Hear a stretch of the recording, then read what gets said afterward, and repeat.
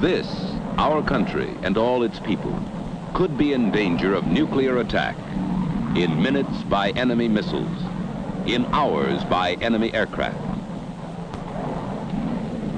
Our cities, our farms, our factories. Prime target would be our air bases. With all our aircraft on the ground, our weapons of interception or retaliation not instantly available, we might face another and infinitely more costly Pearl Harbor.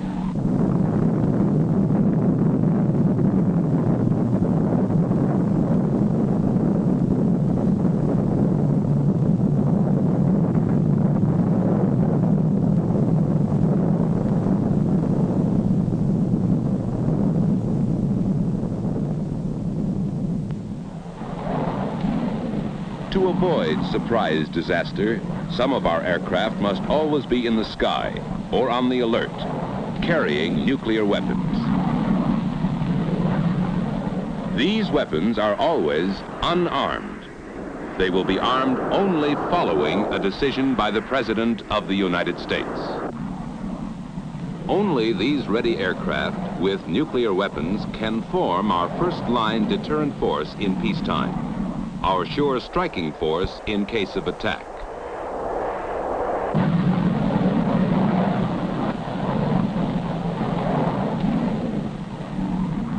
We, the American people, understand and accept this necessity for our survival. But we want to know the facts about one question. Do we live in danger of nuclear explosion and radioactive fallout if one of these airplanes should crash, or one of these nuclear weapons accidentally drop? To give you the facts, the United States Air Force presents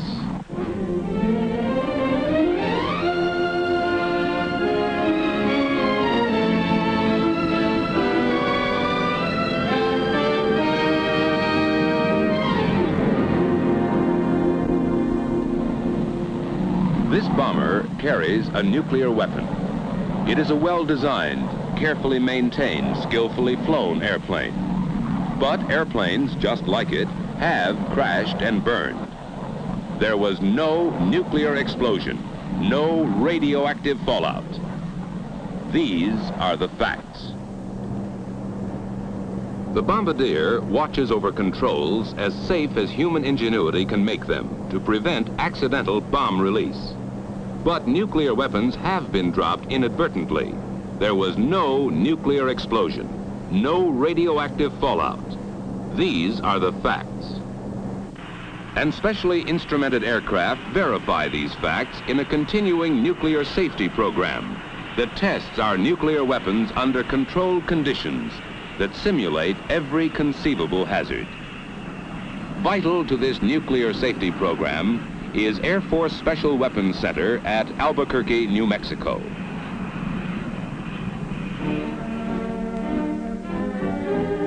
Here, in ultra-modern laboratory buildings, work scientists in and out of uniform. They work with the incredibly complex equations of nuclear physics, which derive from Einstein's famous relationship of mass to energy. These cryptic figures, programmed into lightning-fast computers, are the theoretical base upon which these scientists, together with those of the Atomic Energy Commission, can build nuclear weapon safety.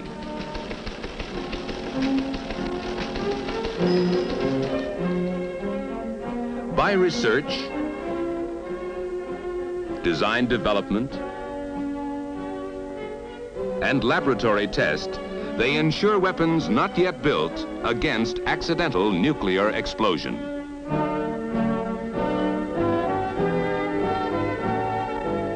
They have been doing this successfully since 1945 in safety conferences with other Defense Department agencies and the Atomic Energy Commission. In 13 years, there have been a few accidents, but not one has resulted in nuclear explosion or radioactive fallout. These are the facts. What keeps our nuclear weapons safe? To understand why there has never been an accidental nuclear explosion, you must first know how these explosions can be produced, the general principles of nuclear explosions.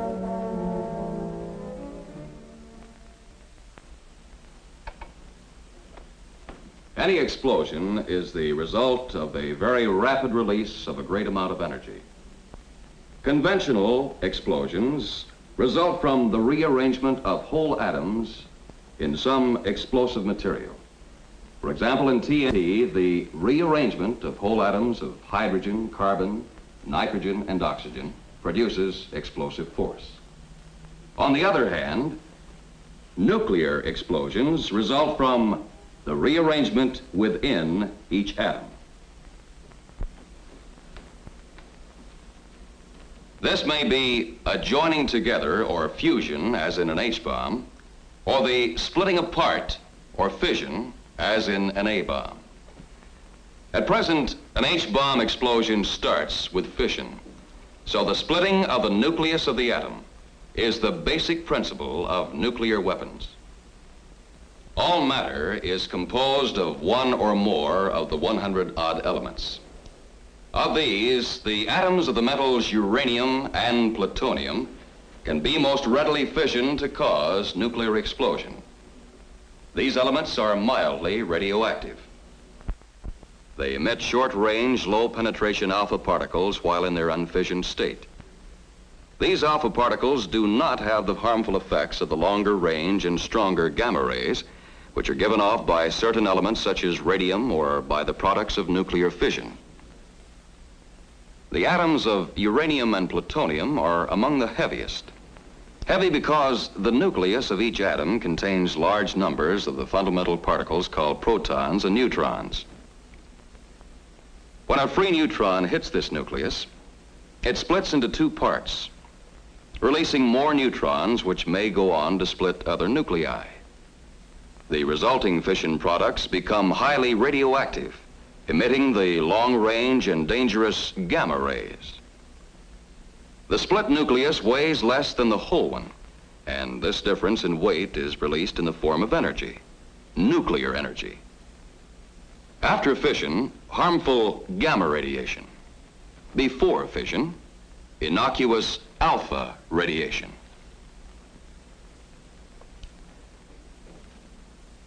To build up a nuclear energy release, the fissionable material must be of a certain size, shape, or density.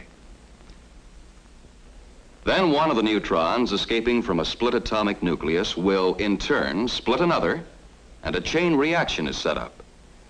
The mass is now releasing nuclear energy, but not quickly enough to cause a nuclear explosion. This condition is called critical.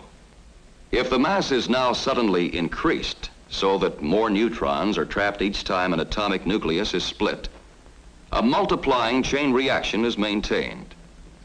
Now the mass is supercritical, causing a nuclear explosion.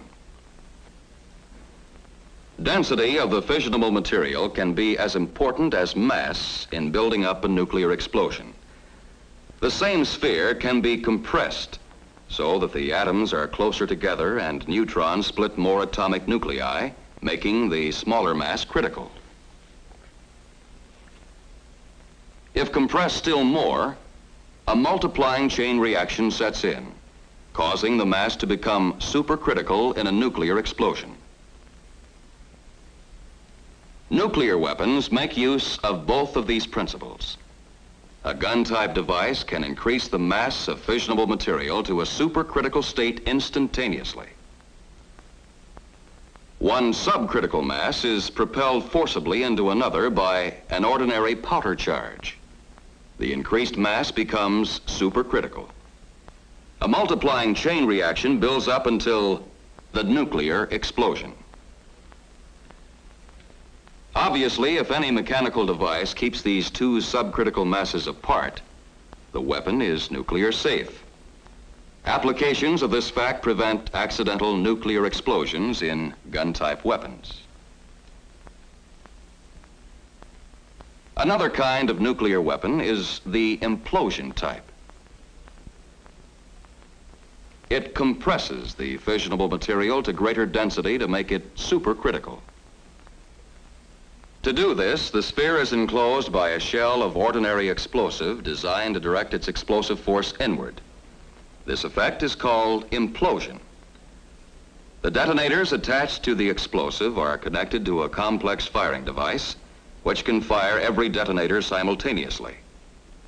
When all the explosive is detonated simultaneously, the nuclear material is compressed into a supercritical mass which results in a nuclear explosion. Implosion-type weapons are nuclear safe because only the specially designed firing device can produce the simultaneous detonation of all the ordinary explosive, a deliberate effect possible only by the precise firing mechanism. Should a single detonator be fired accidentally, whether by malfunction, crash impact, or fire, the explosive would not provide the all-around compression necessary for implosion. Instead, it might push the nuclear material out of the shell, break it into small pieces, or even burn it. This unfissioned material emits only alpha particles because no nuclear explosion has taken place. These alpha particles do not penetrate the skin. The simplest precautions can prevent their intake into the body, and the simplest cleanup measures can remove them. So you see, each type of nuclear weapon has its own safeguards against accidental nuclear explosion. These are the facts. And they are based upon practice as well as theory.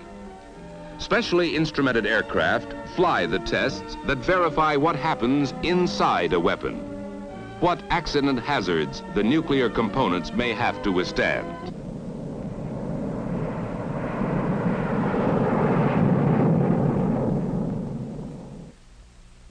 Nuclear safety is everybody's business.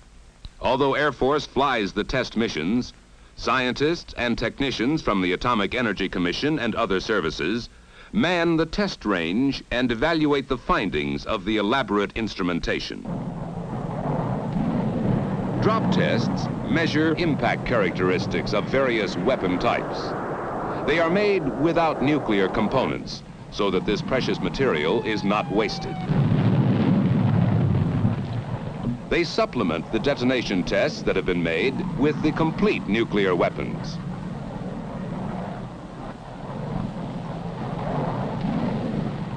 Impact or shock does not cause nuclear explosion or radioactive fallout.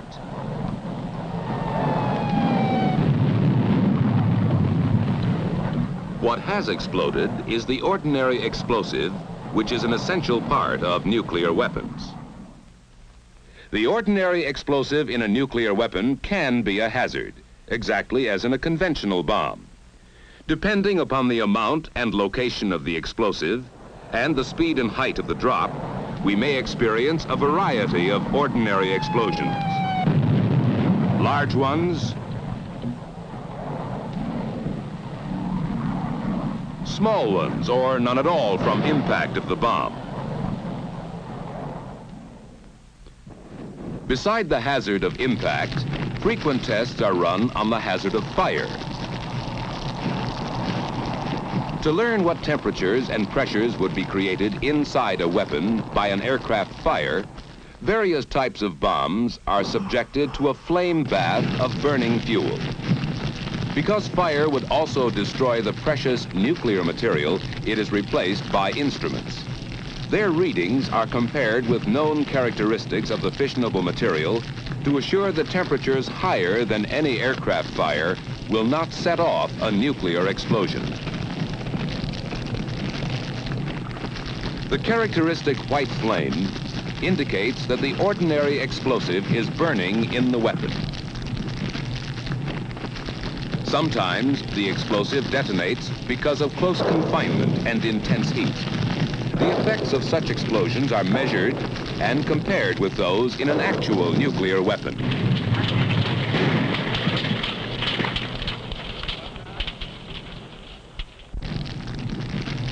Fire and ordinary explosives do not create the conditions necessary for nuclear explosion. These are the facts.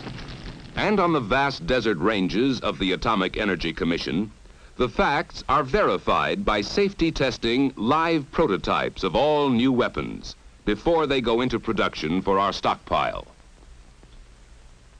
The tests are costly in money and manpower, even more costly in the fissionable materials on which our nuclear strength depends.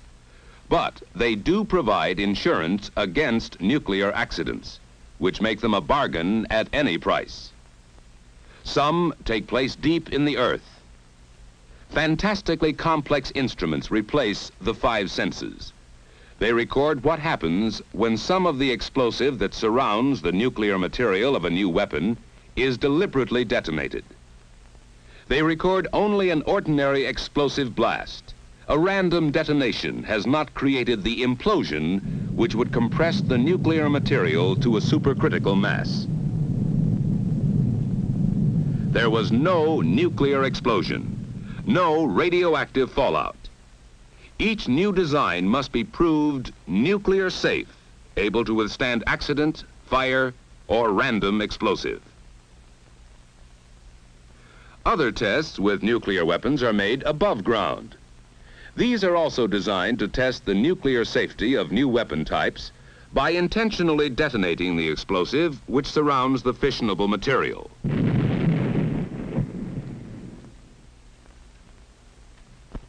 Sometimes these tests also provide data on the side effects to be expected if the fissionable material is broken up by the explosion. Air samplers and test pads are used to gauge the area, intensity, and duration of these side effects. In this way, they learn not only what does not happen when a charge is deliberately fired, but what does.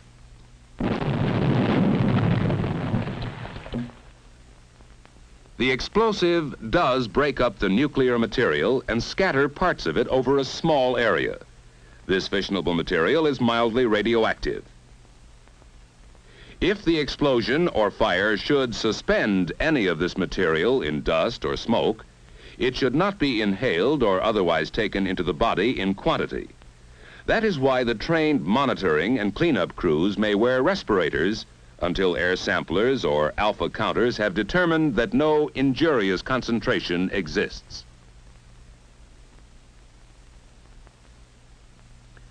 The alpha particles emitted do not penetrate skin or clothing, so this material is harmless when on the ground.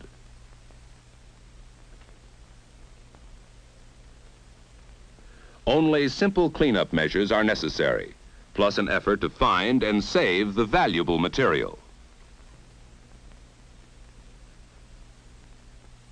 The findings from all tests set up to measure possible radiological hazard are no external radioactive hazard from material on the ground, slight radioactive hazard from prolonged inhalation of material suspended in a small area near the accident, but none from the short exposures necessary for firefighting, rescue, or cleanup of the small area involved. These are the facts. Facts that have dispelled the fearsome myths about accidents involving nuclear weapons. For anyone near an accident, whether or not the crashed airplane carries a nuclear weapon, here are the safe and simple rules. Stay away from the crash unless you are needed for rescue. Bystanders endanger themselves and hamper others. To be safe, keep at least a quarter of a mile away from any burning airplane. At this distance, you are safe from the flames, which may explode the jet fuel, from detonating explosives, and from flying debris. These are the real dangers in rescue or firefighting, as they have always been. The trained men who bear these responsibilities know how to do their job and get quickly away from all these hazards. After the emergency is over, the area is monitored for radioactive material and, if necessary, cleaned up by specially trained teams. Other specialists care for burned or undetonated pieces of ordinary explosive. Until this is done, access to any crash area is controlled to prevent accidents and speed up the work.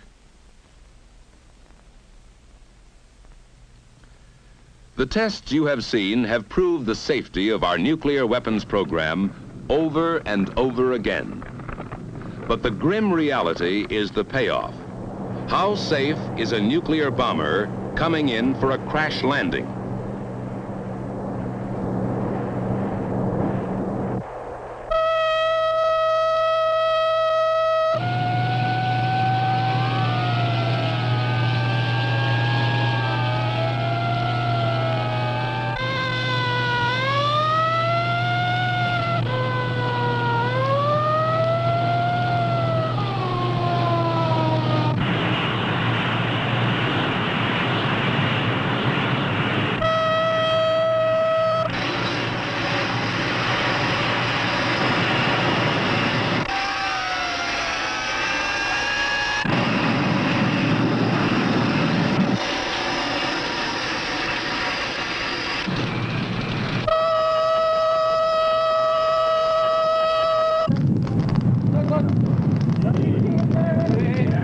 Not the impact of the crash landing, nor the fire which often follows, not even detonation of the ordinary explosive in the weapon, cause nuclear explosion or radioactive fallout.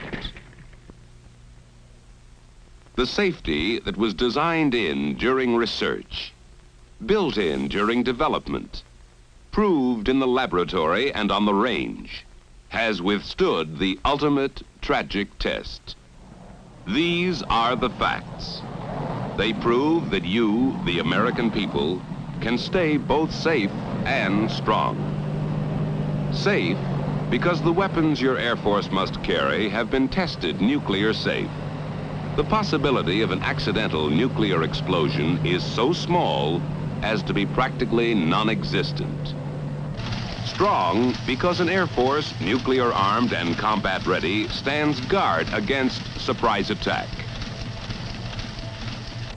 Under this shelter, you and your family may live in peace, free from the fear of nuclear accidents.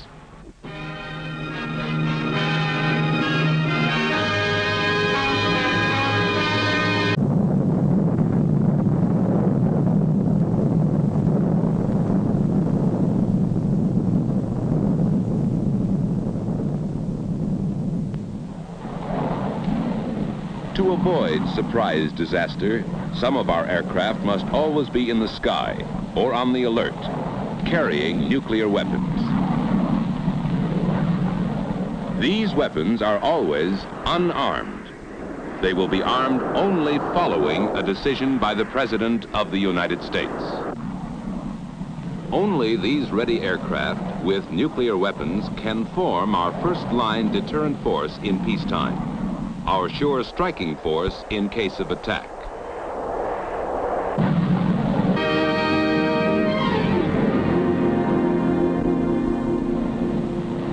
This bomber carries a nuclear weapon.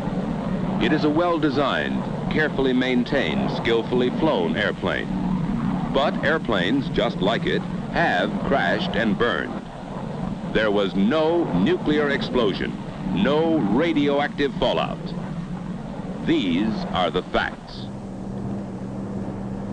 The bombardier watches over controls as safe as human ingenuity can make them to prevent accidental bomb release. But nuclear weapons have been dropped inadvertently. There was no nuclear explosion, no radioactive fallout. These are the facts. And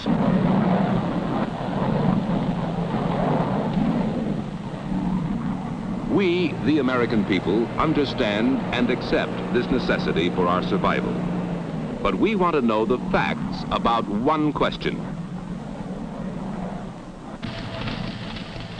Do we live in danger of nuclear explosion and radioactive fallout if one of these airplanes should crash or one of these nuclear weapons accidentally drop?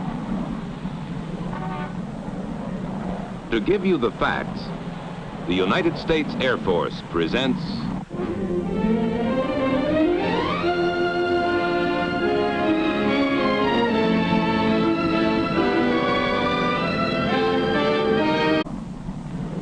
this, our country and all its people, could be in danger of nuclear attack. in minutes by enemy missiles, in hours by enemy aircraft. Our cities, our farms, our factories. Prime target would be our air bases. With all our aircraft on the ground, our weapons of interception or retaliation not instantly available, we might face another and infinitely more costly Pearl Harbor.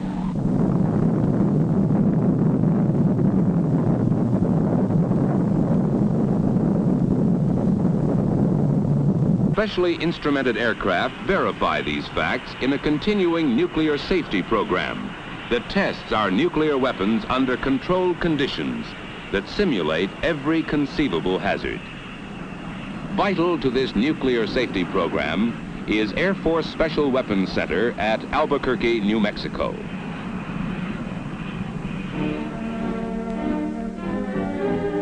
Here, in ultra-modern laboratory buildings, work scientists in and out of uniform. They work with the incredibly complex equations of nuclear physics, which derive from Einstein's famous relationship of mass to energy. These